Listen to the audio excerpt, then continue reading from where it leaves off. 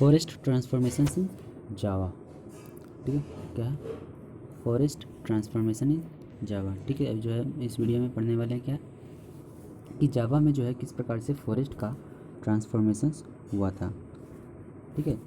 तो जैसा कि हम जानते हैं कि जावा जो है, ठीक है, जावा जो है एक जगह है, ठीक है, जावा क्या है, एक जगह है जो कि कहाँ है, इंडोनेशिया में, ठीक है, इंडोनेशिया में एक द्वीप है, ठीक है। जावा जो है एक आइलैंड है इंडोनेशिया पे। तो जावा जो है अभी राइस प्रोड्यूस करने वाला आइलैंड के रूप में जो है प्रसिद्ध है, ठीक है। जावा जो है एक टापू है इंडोनेशिया का, जो कि राइस प्रोड्यूस करने के लिए जो है प्रसिद्ध है, ठीक है। लेकिन एक समय ऐसा था जब जावा जो था पूरी तरीके से जो है फॉरेस्ट से कवर था, ठीक है। पूरी तरीके से किस चीज़ से कवर था, तो जंगल से, ठीक है। मतलब कि एक समय ऐसा था अभी तो ये जो है राइस का उत्पादन करने में जो है प्रसिद्ध है जावा द्वीप।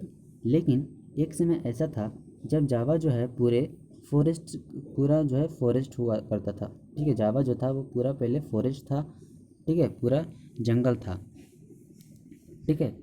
तो इंडोनेशिया में जो कॉलोनियल पावर था कौन कौन था, ठीक है। इंडोनेशिया भी जो है पहले कॉलोनाइज्ड था, एक कॉलोनाइज्ड जो है कॉलोनाइज्ड हो चुका था, कॉलोनियल स्टेट बन चुका था। तो इंडोनेशिया में जो है कौन कौन सा कॉलोनियल पावर था, डच था, ठीक है। और जैसा कि जो है हम आगे देखेंगे कि बहुत सारे जो है सिमिलैरिटीज़ थे, ठीक है। इंडोनेशिया में जो फॉरेस्ट कंट्रोल करने के लिए जो भी लॉज लगाए गए थे इंडोनेशिया के फॉरेस्ट में, ठीक है, वो सभी जो लॉज थे वो भारत के जैसे ही थे, ठीक है। उसमें हम देखेंगे कि भारत के जैसे लॉज, भारत में लगाए हुए लॉज और इंडोनेशिया में जो फॉरेस्ट लॉज लगाया गया था उसमें भी जो है कुछ भारत के जैसा ही कुछ सिमिलैरिटीज़ है, ठीक है। उसके बारे में हम जो है देखने वाले हैं, ठीक है। इंडोनेशिया और भारत में जो फॉरेस्ट लॉज लगाया गया था उन दोनों में जो है कुछ सिमिलैरिटीज़ है, ठीक है। तो जावा इंडोनेशिया में वह है, ठीक है, वह जगह है जावा इंडोनेशिया में जहाँ डच जो था अपना पहला फॉरेस्ट मैनेजमेंट जो था, ठीक है, स्टार्ट किया था, ठीक है। मतलब कि फॉरेस्ट का जो मैनेजमेंट होता है, फॉरेस्ट के बारे में, मतलब कि फॉरेस्ट का यूज़ करने के लिए सबसे पहले इंडोनेशिया में जावा से ही शुरू किया था, कौन, डच। तो ब्रिटिश के जैसा ही, ठीक है, किसके जैसा, ब्रिटिश जैसा कि भारत में ब्रिटिश ने जो है किया था उसी प्रकार से ब्रिटिश के जैसा ही जो है डच जो थे, ठीक है, किसके जैसा, ब्रिटिश के जैसा डच लोग जो थे वो भी किस चीज़ क्या चाहते थे, टिम्बर चाहते थे, ठीक है। उन्हें भी जो है टिम्बर की ज़रूरत थी, तो उन्हें जो है जावा से टिम्बर का ज़रूरत था, ठीक है, किस चीज़ के लिए, तो जिस प्रकार को ब्रिटिश को ज़रूरत था इंडिया से लेने के लिए टिम्बर का, उसी प्रकार डच को भी जो है जहाज़ बनाने के लिए, ठीक है, शिप्स को बिल्डिंग करने के लिए जो है जावा के फॉरेस्ट से टिम्बर्स की ज़रूरत थी, ठीक है। और 1600 ईस्वी में, ठीक है, कौन सी ईस्वी में, 1600 ईस्वी में जावा का जो पॉपुलेशन था, ठीक है, जावा का जो जनसंख्या था वो 3.4 मिलियन था, ठीक है। जावा का जो पॉपुलेशन था 1600 ईस्वी में कितना था, तो 3.4 मिलियन, ठीक है। और वहाँ जो है बहुत सारे विलेजेज, जावा में बहुत सारे गांव जो हैं वो कहाँ पे हैं, फर्टाइल प्लेन्स पे हैं, ठीक है। वैसे प्लेन्स जो कि क्या है, फर्टाइल हैं, ठीक है। वैसे फर्टाइल प्लेन्स पे जो है ज़्यादातर विलेजेस जावा में हैं। लेकिन वहाँ जो है बहुत सारे ऐसे कम्युनिटीज़ हैं, ठीक है, जो कि माउंटेन्स पे भी रहते हैं, ठीक है। वहाँ जो है बहुत सारे ऐसे कम्युनिटीज़ भी हैं जो कि माउंटेन्स पे रहते हैं और क्या करते हैं, शिफ्टिंग कल्टीवेशन का काम करते हैं, ठीक है। क्या कौन सा कल्टीवेशन करते हैं, शिफ्टिंग कल्टीवेशन करते हैं माउंटेन्स पे रह के। अब आता है द वुडकटर्स ऑफ जावा, जावा के लकड़हारे, ठीक है। जावा के लकड़हारे जो थे, जावा द्वीप के जो लकड़हारे थे उसके बारे में जो है हम जानते हैं, ठीक है। तो जावा का जो कलंग था, ठीक है, कलंग जो था जावा का, कहाँ का कलंग, जावा द्वीप का जो कलंग था, क्या था, ये एक समुदाय था, ठीक है। ये जो है एक कम्युनिटी था, किस चीज़ का,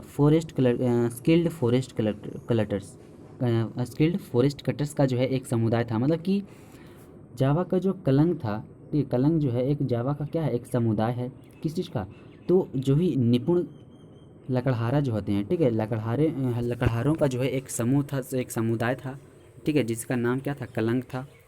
ठीक है, और शिफ्टिंग कल्टीवेटर्स का भी। ठीक है, ये क्या था, एक शिफ्टिंग कल्टीवेटर्स और लकड़हारों का जो है एक समुदाय था। कौन सा समुदाय, नाम क्या है समुदाय का, तो कलंग समुदाय था। ठीक है, कलंग समुदाय था, जो कि होनहार और निपुण कलाकार थे, लकड़हारे जो है उस समुदाय में शामिल थे। ठीक है, और वो जो है इतने महत्वपूर्ण थे, वो इतने जो है कामगार थे कि 1755 में जब माताराम किंगडम जो था, ठीक है, 1755 में जब माताराम किंगडम, जावा का माताराम किंगडम जो था, माताराम साम्राज्य जब वो विभाजित हुआ, तो 6000 कलंग का फैमिलीज जो था, ठीक है, 6000 कलंग का जो परिवार था, वो इक्वली क्या हुआ, डिवाइड हो गया। किस चीज़ में, तो दो किंगडम में। तो यहाँ पर क्या बताया जा रहा है कि कलंग समुदाय इतना वैल्यूएबल था, इतना जो है उसका महत्व था कि जब 1755 में जावा का माताराम किंगडम जो था, जो विभाजित हुआ, तो 6000 कलंग फैमिलीज जो था, 6000 कलंग परिवार जो था, वो इक्वली दो साम्राज्यों में, ठीक है, साम्राज्यों में जो है, दो किंगडम्स में इक्वली इक्वली बट गया था। और उसके एक्सपर्टाइज के बिना जो है ये जो है बहुत ही डिफ़िकल्ट होने लगा था डच को। ठीक, किस चीज़ के लिए डिफ़िकल्ट होने लगा, तो टीक का हार्वेस्ट करने के लिए। किस चीज़ के लिए, तो किंग्स के लिए, इसके पैलेसेस को जो है बनाने के लिए टीक का टीक पेड़, टीक जो भी ट्रीज होते थे, ठीक है, टीक क्या है, ट्रीज का नाम है, ठीक है, एक ट्री का नाम है क्या, टीक ट्री। ठीक है, तो टीक का जो है हार्वेस्ट करने में बहुत ही डिफ़िकल्ट होता था। किस चीज़ के लिए, तो किंग्स के लिए, राजाओं के लिए, राजाओं के पैलेसेस को बनाने के लिए। तो जब डच जो था, ठीक है, जब जब डच 18वीं शताब्दी में फॉरेस्ट पर कंट्रोल करना शुरू किया, कौन सी शताब्दी में, ठीक है, यहाँ पर मेन बात यहाँ पर क्या दिया हुआ है कि डच, ठीक है, यहाँ पर क्वेश्चन आ जाएगा कि डच जो है कब से जावा में फॉरेस्ट पर कंट्रोल करना शुरू किया, इंडोनेशिया में कंट्रोल करना शुरू किया, तो इन 18th सेंचुरी। ठीक है, जावा डच जो था वो इंडोनेशिया में 18th सेंचुरी में फॉरेस्ट पर कंट्रोल करना शुरू कर दिया था। ठीक है, और डच जो था वो कलंग्स को अपने अंडर में लेना चाहता था। ठीक है, क्या करना चाहता था, कलंग्स को जो है अपने अंडर में लेना चाहता था। ठीक है, और 1770 ईस्वी में, ठीक है, कलंग्स जो था वो रजिस्ट कर दिया था, किस प्रकार से, और कलंग जो था, ठीक है, कलंग जो समुदाय जो था वो डच को इसके लिए रोका भी था, किस प्रकार से, तो जोना के फोर्ट पे, ठीक है, जोना के फोर्ट को जो है जोना के डच फोर्ट पर आक्रमण करके जो है इसको चेतावनी भी दिया था, लेकिन जो ये जो है इस बात को जो है दबा दिया गया था।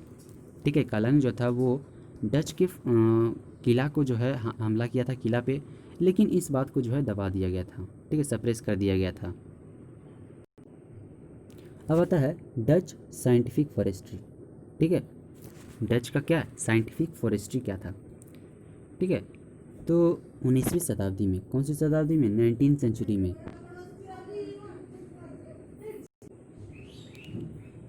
ठीक है, तो 19वीं शताब्दी में जब टेरिटरी को, ठीक है, जब जावा को, इंडोनेशिया को टेरिटरी को, रियासत को जो है कंट्रोल करना बहुत ही आवश्यक हो गया था। ठीक है, कब, 19वीं शताब्दी में जब उसके टेरिटरी को कंट्रोल करना, उस पर कब्जा जमाना ज़रूरी हो गया था, और ना कि सिर्फ लोग पर कंट्रोल करना, तो डच ने क्या किया कि फॉरेस्ट लॉज, ठीक है, जावा में जो है फॉरेस्ट लॉज लागू कर दिया गया। ठीक है, जावा के द्वारा जावा में क्या किया गया, फॉरेस्ट लॉज, जिस प्रकार इंडिया में जो है फॉरेस्ट लॉज लगाया गया था, उसी प्रकार जावा में भी जो है फॉरेस्ट लॉज लगाना शुरू कर दिया गया।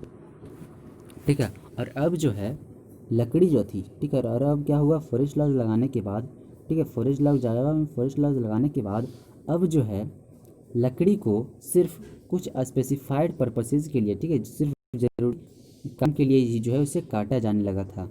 ठीक है, जैसे कि हो गया रिवर बोट्स को बनाने के लिए लकड़ियों की जो ज़रूरत होती थी उसके लिए काटा जाने लगा, और हाउसेस को कंस्ट्रक्ट करने के लिए जिस प्रकार से लकड़ियों की ज़रूरत होती है उसके लिए काट किया जाने लगा।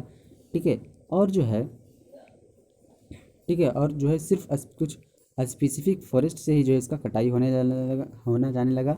ठीक है, और वो भी जो है क्लोज सुपरविजन के अंडर में ही। ठीक है, इस पर मतलब कि इस प्रकार से हम देख रहे हैं कि किस प्रकार से जो है पाबंदियाँ जो है डच के द्वारा लगाई जाने लगी थी जावा के फॉरेस्ट्स में। ठीक है, और विलेजर्स जो थे, ठीक है, उन्हें जो है पनिश किया जाने लगा। किस चीज़ के लिए पनिश किया जाने लगा? तो यंग स्टेट्स में, ठीक है, जंगलों में आसपास में जो है, जंगलों के बाहर सड़कों पर जो है कैटल को ग्रेज करने पर जो है उन्हें पनिश किया जाने लगा। ठीक है, कैटल को ग्रेज करना क्या कर दिया जाने लगा? उसको जो है रिस्ट्रिक्ट कर दिया जाने लगा। ठीक है, ग्रेजिंग कैटल को क्या कर दिया जाने लगा? रेस्ट्रिक्ट कर दिया जाने लगा, उसको प्रतिबंध कर दिया जाने लगा कि कैटल्स को जो है ग्रेज नहीं किया जाने लगा, किया जाना है। ठीक है, और बिना किसी परमिट के जो है जंगल के आसपास से किसी भी सामान का, किसी भी लकड़ी का, या जंगल से किसी भी लकड़ी का ट्रांसपोर्टेशन नहीं करना है बिना किसी परमिशन के। ठीक है, और जो है फॉरेस्ट के इर्द गिर्द रोड पर जो है ट्रैवलिंग करना, और जो है हॉर्स कार्ट्स और कैटल्स पर जो है ट्रैवल करना पर लोगों को अगर ऐसा किया जाता था तो लोगों को जो है डच के द्वारा पनिश किया जाने लगा था। ठीक है, क्या करने पर? तो फॉरेस्ट के रोड से ट्रैवल करने पर, कैटल से, हॉर्स कार्ट से जो है फॉरेस्ट के रोड के द्वारा ट्रैवल करने पर, ठीक है, क्या किया जाने लगा? उन लोगों को पनिश किया जाने लगा इसके लिए। ठीक है, जैसा कि भारत को जो है, ठीक है, जैसा कि जिस प्रकार भारत में शिप बिल्डिंग, ठीक है, शिप का निर्माण करने के लिए, ठीक है, शिप का बिल्डिंग करने के लिए और रेलवेज़ का निर्माण करने के लिए जिस प्रकार के जो है फॉरेस्ट की ज़रूरत पड़ी थी भारत में ब्रिटिश को। ठीक है, तो जिसके कारण से क्या हुआ? ठीक है, जिस प्रकार में भारत में जो है शिप का बिल्डिंग, जहाज़ बनाने के लिए, रेलवेज़ के लिए जिस प्रकार के फॉरेस्ट को जो है मैनेज किया जाने लगा, ठीक है, मैनेज करना पड़ा था, फॉरेस्ट का जो है मैनेज किया जाने लगा, उससे ट्रीज़ की जब ज़रूरत पड़ने लगी, ठीक है, तो एक जो है फॉरेस्ट सर्विस का जो है जिस प्रकार से इंट्रोडक्शन हुआ था वहाँ पर, फॉरेस्ट का जो है आगमन, फॉरेस्ट सर्विस का एक प्रकार आगमन हुआ था। जैसे कि हम इंडिया में देखे थे कि इंडियन फॉरेस्ट सर्विस का जो है गठन हुआ था। ठीक है, एक फॉरेस्ट सर्विस का जो है आगमन हुआ था 1882 में। ठीक है, कब? 1882 ईस्वी में 2,80,000 स्लीपर्स। ठीक है, कितने स्लीपर्स? 2,80,000 स्लीपर्स जो थे वो सिर्फ जावा से एक्सपोर्ट किए गए थे। कहाँ से? ठीक है, 2,80,000 स्लीपर्स जो थे वो सिर्फ जावा से एक्सपोर्ट किए गए थे। मतलब कि कब, कौन सी ईस्वी में? 1882, 1882 ईस्वी में। ठीक है, सिर्फ जावा से 2,80,000 स्लीपर्स को निर्यात किया गया। कहाँ से? जावा से डच की ओर। ठीक है, और इसलिए, और ठीक है, जिस प्रकार से जो है रूट्स का, ट्रीज़ का जो है ज़रूरत पड़ा, तो इसके लिए तो लेबर की ज़रूरत पड़ेगी ही। किस चीज़ के लिए? ट्रीज़ को काटने के लिए। ठीक है, ट्रीज़ को कट करने के लिए लेबर की तो ज़रूरत पड़ेगी ही। ठीक है, और जो है लॉग्स को, लकड़ियों के गट्ठर को ट्रांसपोर्ट करने के लिए, उसको स्लीपर्स को बनाने के लिए जो है लेबर की तो ज़रूरत पड़ेगी ही। ठीक है, तो इसके लिए डच क्या किया कि सबसे पहले जो है जो भी जिस लैंड पे, ठीक है, जिस लैंड पे लोगों के द्वारा जो कल्टीवेशन किया जाता था, ठीक है, उस पर जो है डच जो है इस पर क्या लगाने लगा? रेंट्स लगाने लगा। ठीक है, फॉरेस्ट में जो भी कल्टीवेशन किया जाता था लोगों द्वारा उस पर जो है रेंट लगाना, टैक्स लगाना शुरू कर दिया। ठीक है, और तो शर्त यह रखा गया डच के द्वारा कि वो तभी उस रेंट से छुटकारा देंगे लोगों को जब वो जो है, अगर वो जो है एक साथ मिलकर फ्री लेबर और बफेलोज के लिए जो है काम करेंगे, लकड़ियों का कटिंग करेंगे, ठीक है, टिम्बर का अगर कटिंग करेंगे फ्री में, ठीक है, तब जो है उन्हें रेंट से मुक्त कर देंगे। ठीक है, और इन्हें इससे फिर क्या कहा जाने लगा? ब्लैंकडाउन स्टैंड कहा जाने लगा। ठीक है, ब्लैंकडाउन डाइनेस्टीन, ठीक है, ब्लैंकडाउन डाइनेस्टीन सिस्टम इसे कहा जाने लगा। ठीक है, बाद में जब रेंट से छुटकारा मिल गया, ठीक है, तो फिर फॉरेस्ट विलेजर्स को, ठीक है, फॉरेस्ट विलेजर्स को जो है छोटा छोटा स्मॉल वेजेस, ठीक है, छोटे छोटे कम कम जो है वेजेस दिए जाने लगे उन्हें। ठीक है, लेकिन उनका जो फॉरेस्ट में कल्टीवेशन करने का जो अधिकार था, ठीक है, लेकिन उनका जो जंगल में खेती करने का जो अधिकार था वो अब भी क्या था, उनके उनके लिए रेस्ट्रिक्ट था, उनके लिए अब भी जो है प्रतिबंधित था। अगले वीडियो में जो है हम साइमन्स चैलेंज के बारे में पढ़ेंगे और जो है war on deforestation and new developments in forestry के बारे में पढ़ेंगे जो है। और जो है अगले वीडियो में अगले वीडियो के अंत में जो है हमारा चैप्टर समाप्त हो जाएगा, जो कि क्या है, फॉरेस्ट सोसाइटी एंड कॉलोनियलिज्म, ठीक है। और इस वीडियो में जो है सिर्फ इतना ही।